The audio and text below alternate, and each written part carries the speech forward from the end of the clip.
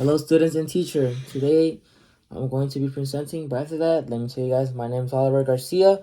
I'm a sophomore in Southwestern College, and I'm majoring in business administration. So today, the drug I have to expose to you guys, for you guys to have more information about it and know the risk and how it functions and everything, is going to be fly agaric mushrooms. I picked this drug. I really never knew a lot about drugs. The drugs I knew about was only like weed, cocaine, and meth, like the basic. But thanks to this class, I discovered there are millions and millions of drugs out there I didn't even know about.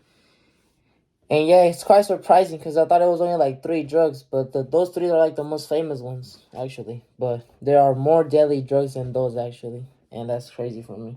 Okay, so I'm going to continue presenting the fly agaric mushroom drug and everything about it. And as I said, my name is Albert Garcia. Bio 185. Okay, the fly agaric is a mushroom. This is the mushroom. It is 8 to 20 centimeters in the cap. The stem is 8 to 18 centimeters as well. This mushroom is found in woodlands and park and forests, as we can say, which is forests. And yeah, that's how it looks. So what people do is they grab it. I'll explain right now later. But yeah, that's the look of it. Okay. This is considered a drug because it causes hallucinating effects by the acids that are ibotenic acid and muscimol, which are the things that cause you to hallucinate. The toxins, as I said, toxins that cause the hallucinating effects.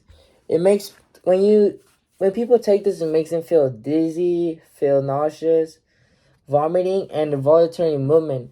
As well, it helps you it makes you go to sleep like heavily. That's what I noticed after all the research I've done.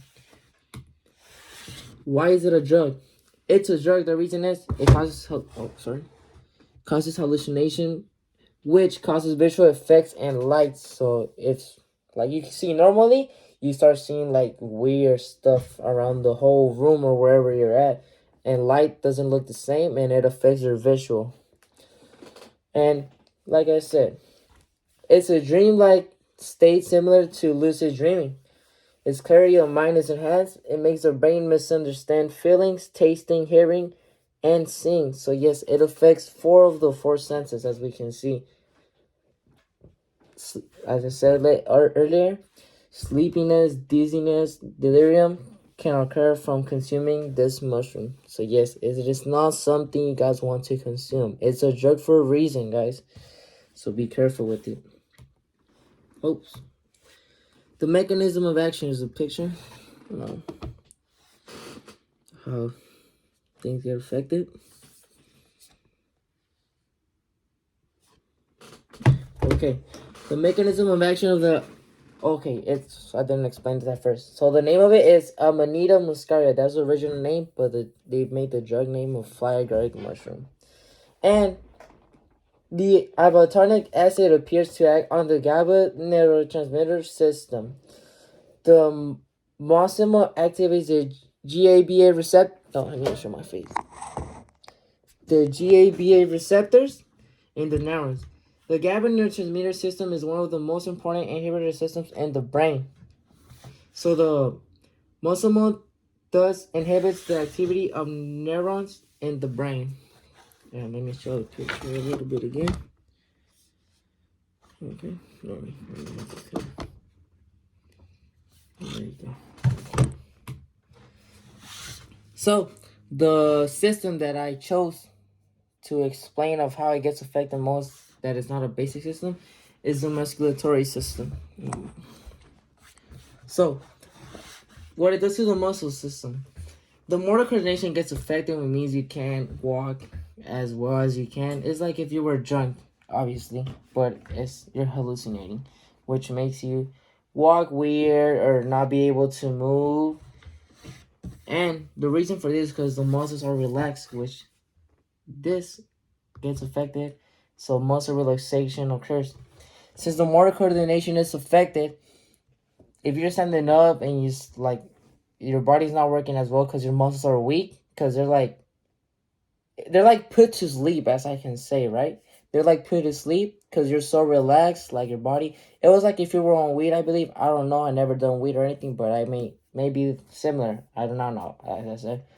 So if you're standing or doing anything and you are under the influence of the mushroom, which is a high agaric, you can fall, which can cause you to suffer an injury or maybe death. You never know about your area where you're at. And also, self-involuntary movement occurs when consuming this mushroom. So it's like you can be like normally sitting down, your hands start shaking, your legs are shaking, and you feel anxious around your body and stuff like that. And that's how it affects the musculatory system. When was it discovered? It was discovered in 1256 by Albertus Magnus. That's Albertus Magnus. It's funny that Vikings used to consume this. I didn't know that.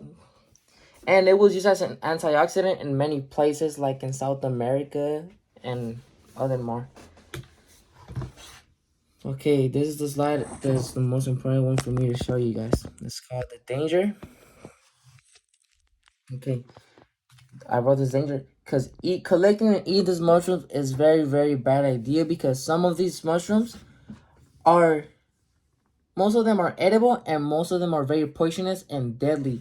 So what this means that it's very hard to identify them and you can resemble poisonous and deadly mushrooms with the healthy ones. So mushrooms purchased from the street vendors, which is like drug dealers, may also be contaminated with drugs such as LSD and PCB, which means they put more drugs into it so it can cause you a bigger effect. And he has an image right there. And fun facts about this is that animals consume this. Squirrels, as you can see, deers consume it. And also in 1988, 9,809 cases of mushroom poisonings was reported in the U.S. And 69% of these cases were children under the age of 6. So which means parents should be more careful of their children and educate them more because, okay, personally as a kid, if I see a mushroom, as a little kid, I'll think of Mario Bros. And I'll eat it and say, oh, I'm going to grow big, you know? That's what kids might think because they don't know a lot about the world. And that's why kids would get contaminated with them, maybe. But yeah, kids didn't see the risk of it, and they will eat them. Squirrels and other animals eat mushrooms, as I said. Its original name is Amanita muscaria, and it was named, the reason it's named fly guard is not because it gets you like, it makes you fly or feel high, right? I thought that at the beginning when I heard the name. But in reality, the reason is because it used to help. It was the mushroom, people would grab the mushroom, turn it into powder, and put it in milk so the flies could go and drink it and die. And that's how it got its name. Thank you so much, guys. This is my presentation, and I'll see you next time. Have a good break, everyone.